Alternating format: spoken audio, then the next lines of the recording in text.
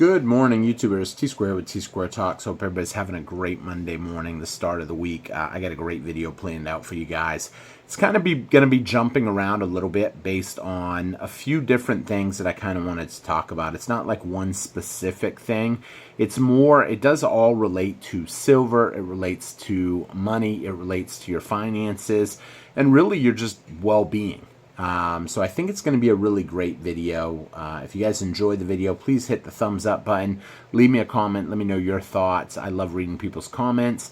And if you're not subscribed, please hit that subscribe button. And that's about it. And if you're not a member and you want to become a member, it's only $1.99 to become a member. You can just click that join button below. Within the week, we will be having, well, yeah, I can say within weeks. Before the month's over, we do our free silver event for members where you have a shot at getting a really cool prize. So, okay, with that being said, let's jump into the video because this is kind of a lot to go over today. It's a few different comments, one of them being the comment that I had made a while back in a previous video that basically stated that I kind of wanted to either move to the Philippines or go to the Philippines for an extended stay. It's not going to affect my videos. It's not going to really affect anything, but it will affect me in terms of the lifestyle that I could have based on the amount of money that I have coming in and the money that I would have going out here versus over there. Now, a lot of people think that everywhere in the world it's the same, and it's not. It's not even close. If you're in the United States, you live a very fruitful lifestyle. You get a fair amount of money coming in and you spend a lot of money going out. And prices are continuing to climb on everything we buy. And we're not really seeing our pay go up. And if you look at other countries, you can see that the prices of rent, the prices of food, the prices of everything are a whole lot less. But what people don't always see is the prices of the labor. And I've mentioned in the past that, you can go to the Philippines and you can hire a maid for literally $3 a day. When you think about that for a quick minute, to have someone clean, do all your chores, anything you need done for $3 a day, that's pretty inexpensive. Now, you ain't going to get that here. You wouldn't even get the time of day literally for $3 a day. It's kind of funny because here in the United States, we have the world reserve currency, the almighty dollar, whatever you want to call it. We have the advantage. Our money is worth more everywhere in the world. It's our time, and I believe that our time is slowly coming to an end, and it's going to be someone else's time. And we've seen this cycle go around the world. We weren't always the top dogs. It's us now. Before it was probably Britain, before it was Spain, before it was, you can count back all the way back and realize that this has been a cycle of events that has always happened. It doesn't necessarily mean that here in the United States we're going to be at the very bottom. But it does mean we're going to have a big drop. And our lifestyles are going to have to change. I did a short video today, and I kind of got a kick out of it because a couple people laughed at it. The video was me talking to it was a short, like 1 minute short, and I was talking to a friend of mine.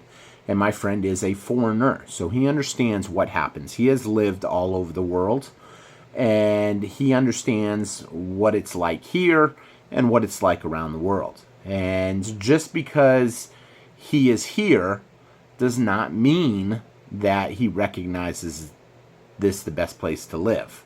He recognizes that he can make a very good living off of people, because people essentially are going to spend, and it all comes down to how you spend your money.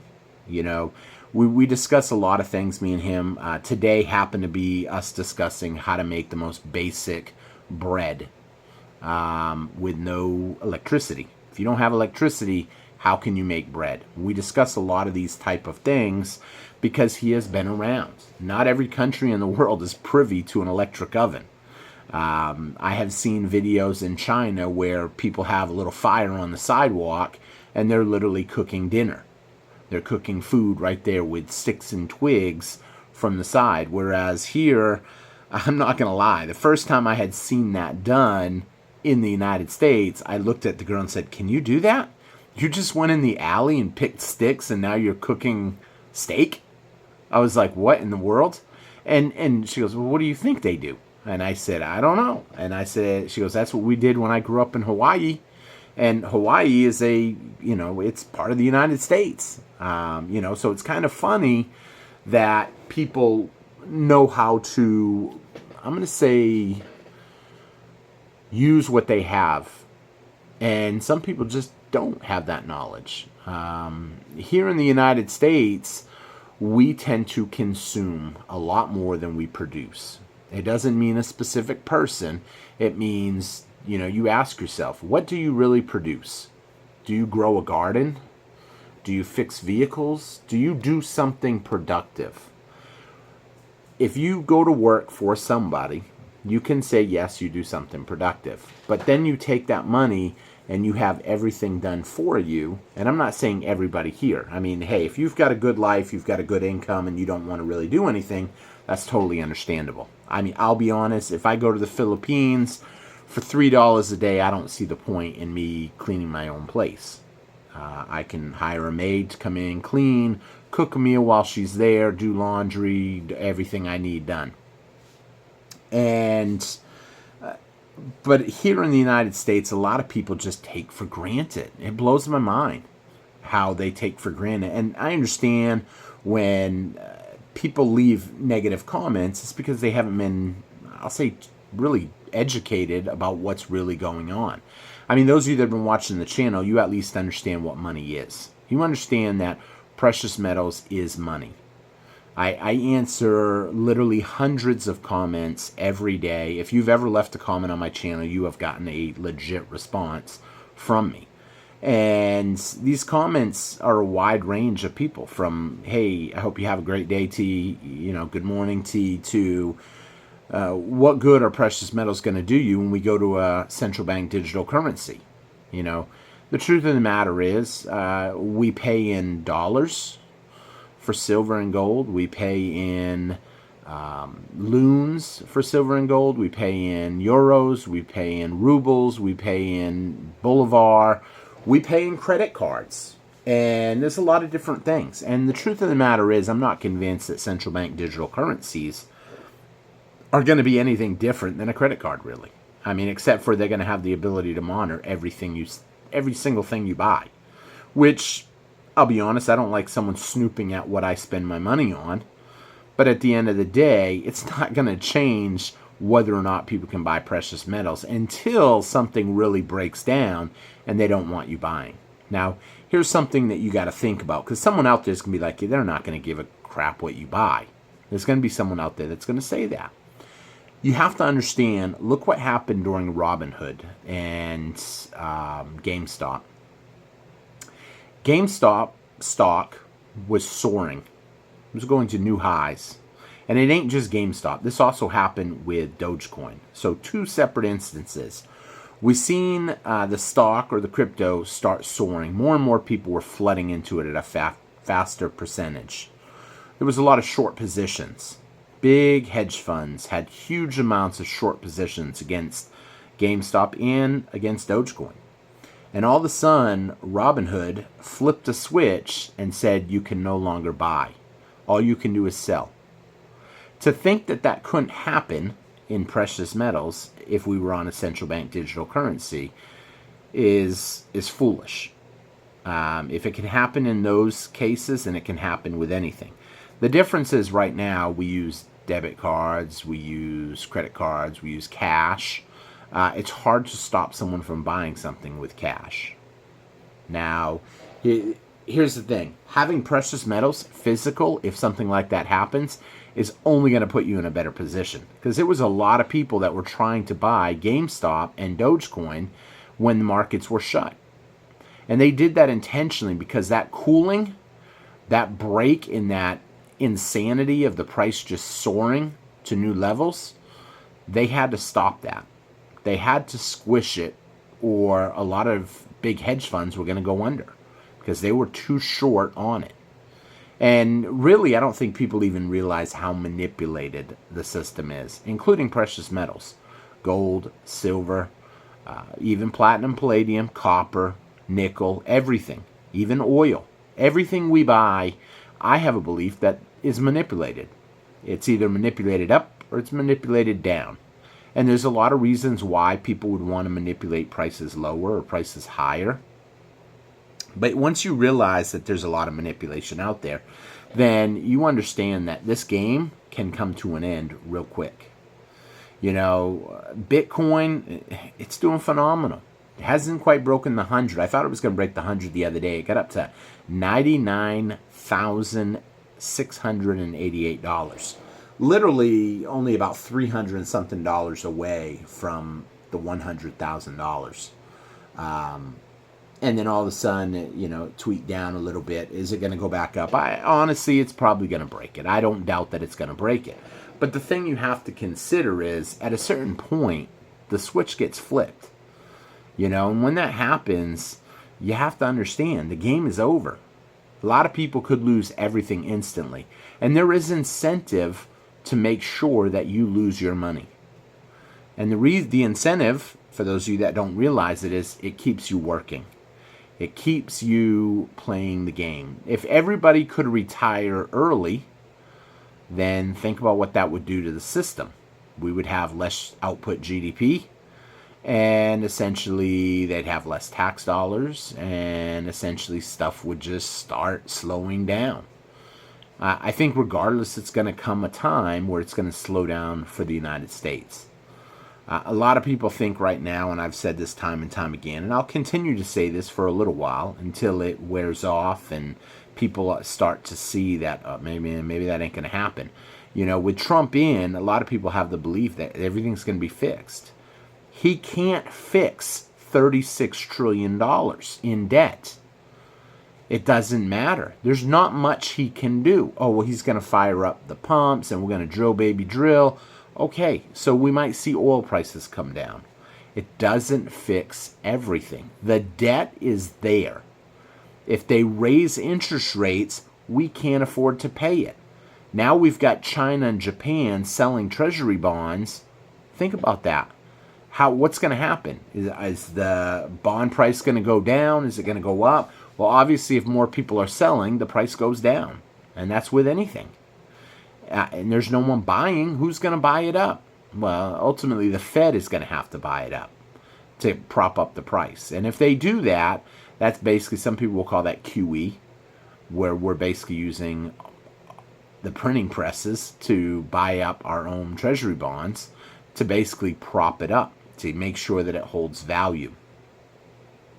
A lot of people don't really understand the full workings of money. They understand when they see certain things happen, like at the beginning of the year, maybe you could buy, silver was $22. Maybe you could buy 4.5 ounces of silver for $100. Now, you're lucky to get 3. We're seeing stuff go up. What's changed? The dollar is going down. The currency that you're using is going down. Almost every country around the world, we're seeing their currencies dip. No currency is doing as well as gold and silver. Now, here's the thing. At the moment of filming this, we're seeing a pullback on silver. I think it's down like 50 cents. Is that anything big? No, I'm not worried about it. I hope it keeps going down. Let's see, what's today? I'd like to see it keep going down until the first of the month. So when the first of the month comes and I get my retirement check, I can buy a nice big order. I could put it on a credit card right now because my credit did just reset on the 16th, but I am now trying to step back from using credit. Why? Because there's not that great of a deal, but I won't say the price is high either. And I had a sharp lesson recently on credit, but it was kind of a mistake. But I was like, what? I'll tell you guys a story on that real quick. So I ended up making a payment on my credit card, and they put it down as a savings account, even though it was a checking account that I was paying it. So obviously the payment didn't go through. No such account, no such savings account as that number. And so the account got basically flagged, They froze it. They kicked back the bill. They would no longer accept that account number for the time being. And it was a headache. And I said, as soon as I realized what happened, it was 4 days later. I had to wait 2 more days. So we're talking 6 days. And then all of a sudden, I was able to pay it. So 6 days I held this balance over the deadline. I have a thing, I pay my deadline every month. I don't let anything carry over because I don't want to pay anything. I don't want to pay 10 cents extra above and beyond what I have to pay. Needless to say, I got a refund from my credit card company. I got an email and it said, we've refunded you $260-something in interest because of that mix-up. And I was like, what? That would have cost me $260 extra just on the interest on that one bill? I could not believe it. That's why I always pay it off. So after seeing that, I kind of got tizzied a little bit, and I vowed I'm not going to use my credit card for the time being. And even though I don't really make a difference to them, let's be honest. But I was upset that my account got froze temporarily, and it was a headache. A lot of people don't even understand how bad credit can get them into trouble. I will be honest, I follow that stuff, and I didn't realize how that interest worked. They said, no, your interest does not start accumulating at the deadline. Like if your bill is due on the 16th, your interest does not start on the 16th. Your interest starts accumulating the day you bought it, the day you charged it. So if I charge something on the 17th and I'm like, woohoo, I got a whole month before the bill comes even registers, and then I got a whole month after that to pay the bill. We're talking 60 days, 59 days. It's a good deal. I thought the interest didn't start until the 30-day mark. No. They said, we waive it if you pay it in full, but if you don't pay it in full, we retro all that back interest too from the day you bought it.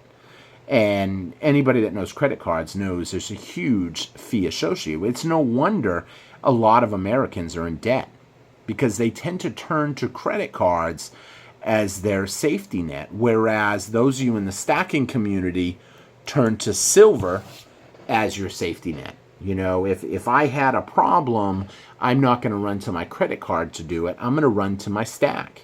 And I might have to sell one of these 10-ounce or 2 of these 10-ounce bars to come up with the money for something.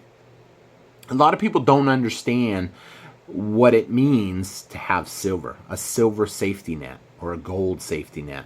I had a comment yesterday. It said, this guy's ridiculous. He doesn't have a clue. He said 2 weeks ago he was broke eating peanut butter and jelly, and now he's showing off his American Silver Eagle stack or collection. And I said, yeah, that's true. But you can't pick and choose what money is. Either you fall under society and you believe that US dollars or fiat paper is money, or you fall under the stacking community and what you see in front of you, that's money. However, if I've got a nice stack and I'm at the store and I only have $2 on me and I have to decide, do I want the chip or do I want the soda? And I've been in this position. Why? Because I will push myself to get more ounces under my belt. I know the sacrifices that I make today are going to pay off huge dividends later. That's why I stack silver. When the price dips or I find a great deal, I will push myself even harder to make sure that I can acquire the silver. Now, does that mean I have a miserable lifestyle? No, it doesn't mean that. It means that I have to go without sometimes. And here's the thing. I believe going without once in a while is actually good for you. You know, if you get everything you want in life, what kind of person do you become? That's why I try to push myself. I actually mowed a lady's lawn one day, and she goes, I thought you were just mowing the lawn because you needed money because you were broke or something. I said, no, I'm mowing the lawn because it's exercise. You know, I don't need my lawn to be professionally done by a company. There's nothing wrong with going out and mowing my own lawn and saving $50, $60. You know, it's kind of funny the way people view you. You know, if you understand what money is, you're putting yourself in a very good position down the road. And that's why I can't stress enough that people should be stacking, especially when the prices are relatively inexpensive. And to think that, oh, $30 is high, it's not high. It's not high at all. You know, we will see jumps, we will see pullbacks. Over the long haul, you take this year alone and you can see the difference. I was talking to, before I end the video here, I was talking to one younger gentleman the other day, and I asked him, why do you buy silver? You're new and you're squeezing. You don't make a ton of money. You're picking up an ounce here and there when you can. And he said, because since I first heard about it, it's only gone up. I said, how much was it? He goes, when you first told me about it, T, it was like $19. That a 10-ounce bar. In fact, I think I have one here. Oh yeah, I do. It's this bar right here. This 10-ounce bar I had picked up for like $190, and I had told him, hey, if you want it, you can have it for $190. He's like, man, it's heavier than I would have expected. It looks cool. He didn't get it. He was young, but he watched it. He followed it. Price continued to climb. Now that bar, you're looking at $310 minimum. And he's like, man, and could I get that? If I go to sell it, how does that work? I said, yeah, I don't think you'd have, I mean, how many people in the comments would give me $310 for this right this minute?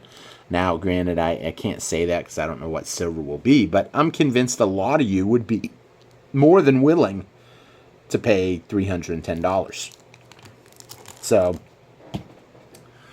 once you realize that, then you're in a good position. You're stacking, and you're going to be well off. This is not financial advice, nor should it be considered as such, but it is something for you to think about. How you burn your money, how you spend it, your fiat dollars, is going to reflect down the road the lifestyle that you live. And I don't mind if I have to give up a couple little things now to get anything I want later. You know, I don't want it right now. I don't want it. I'm relatively young. If I can go out and mow my own lawn, I'm cool mowing my own lawn. I don't need to have a nice fancy company come in and the neighbors are like, that fool's mowing his own lawn. What the heck? I don't care. So it's kind of funny, but I want people to think about this. I want people to understand every little thing you can spare, I guess you can say. Some people have told me I make my own coffee. I used to go to Starbucks. I take that savings and I buy silver. It can be anything. It can be a couple of beers. I've talked to one kid and he said, no, the only thing I spend money on, I like to go out and have beers, but I'm starting to realize that can get expensive. You know, yeah, you get a 6-pack of beer and there goes an ounce of silver at the bar. You get a 6-pack of beer at the grocery store and it probably ain't as near as much. I don't drink beer, so I don't know. I just have maybe an occasional glass of wine, but being diabetic, it makes it a little harder for me to have sugared wine. So with that being said, I thank everybody for watching. Hope you enjoyed the video. I will see you guys again on T-Square Talk. Y'all have a great one, and thank you all for watching. Take care, everybody, and have a great week. We're starting off Monday. Take care, everybody. Bye-bye.